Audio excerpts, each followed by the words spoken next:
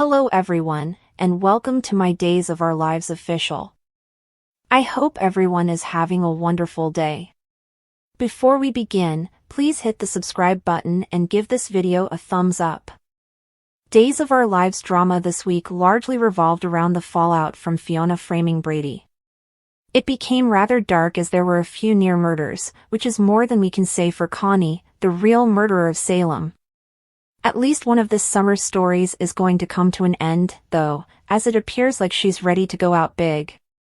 Hi, Fiona. Hi, Fiona. Either you have to make a commitment to speaking the truth or you have to make every effort to hide facts. This back and forth waffling is going to bite you in the, well, you know. Let's go back to the beginning of the week, when Fiona was debating whether or not to suffocate Sarah with a pillow, and Xander was gushing about how wonderful it was to have his mother back in his life.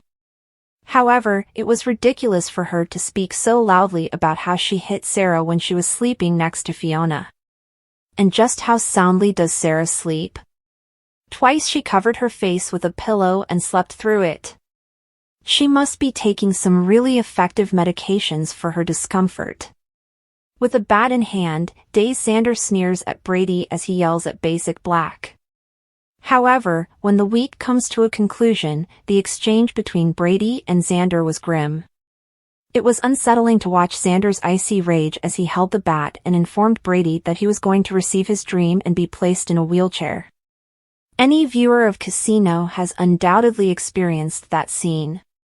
It was especially hilarious when Brady told Fiona to go and let Xander beat him till he became paralyzed. Naturally, though, Xander was halted. Will Fiona admit to Xander that she struck Sarah in order to save Brady? Not in a million years. Since they're only in Monday's episode, it will be difficult to infer anything from spoilers for next week, but we've already seen fall preview, and John is the one who pulls Brady's story together.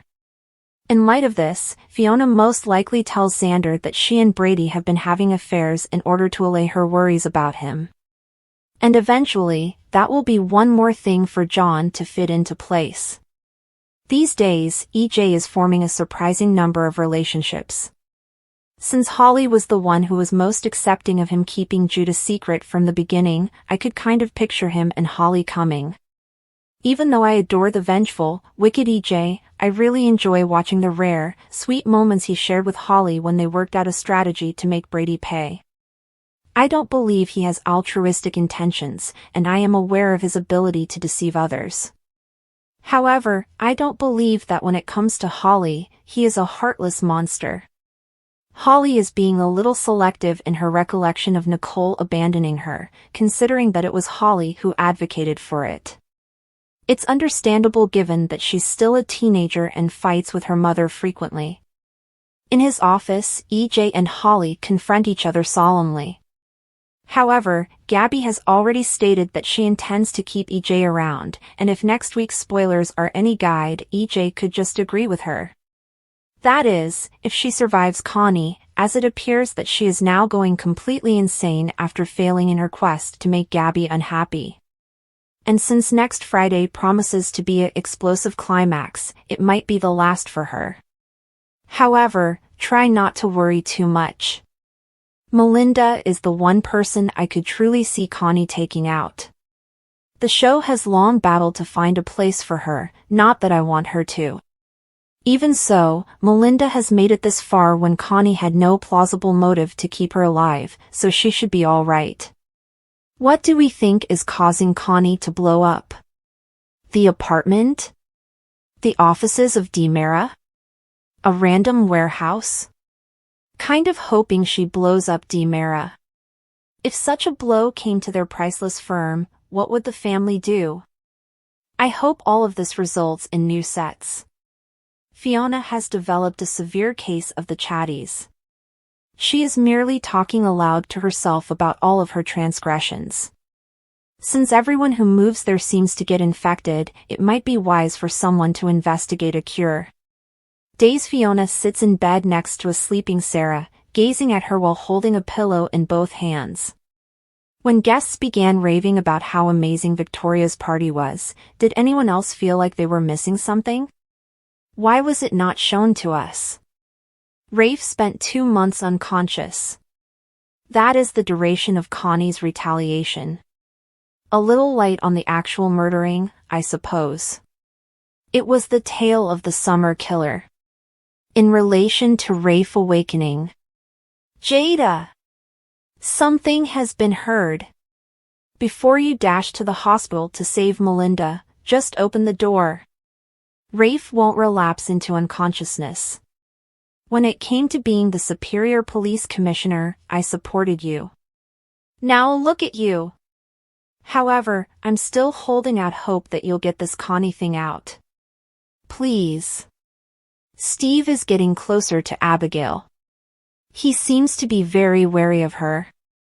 And if she can continue like this for too long without him catching her, it will become increasingly implausible.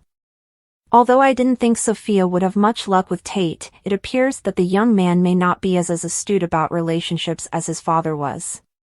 We doubt there's a single fan out there who hasn't been suspicious of Abigail ever Jack and Chad rescued her on Days of Our Lives. Indeed, it didn't take long to discover that our misgivings were validated when we discovered she was a fraud, that she was collaborating with Mark, and that she was, presumably, one of the Green brothers. That gave us a glimpse into her true nature, but it said nothing about the reason behind her deceit of Chad and the DeMoros. From the minute we met him, Mark struck us as a really good, upright man, and his fake sister is experiencing real sorrow and guilt. Why then the trick? Finally, on today's episode of Days of Our Lives, we found out who the answer was: Clyde Weston. Abigail and Chad had a very sweet moment, and the show finished with her getting a text asking, "Why haven't you brought Chad back down the aisle yet? You are aware of what will occur if you don't." That's it, then. Clyde is collaborating with the Greens. It also doesn't sound like a conscious decision. The actress Annalyn McCord mentioned in our previous interview that Abigail has been acting so false that she has been treating Chad almost submissively. McCord said, "I attribute a lot of the synergy to the way she interacts with Chad. As a result of complying with Clyde Weston's demands, she is a little more palatable. Her character is under extenuating circumstances, as the actress phrased it. She truly isn't herself since she feels so driven to follow Clyde Weston's instructions. Therefore, even if Abigail's amnesiac pretext gives the Green siblings some flexibility to behave differently from what Chad recalls, Abigail is actually downplaying her own personality even more in an effort to appease Clyde and advance their relationship as soon as feasible.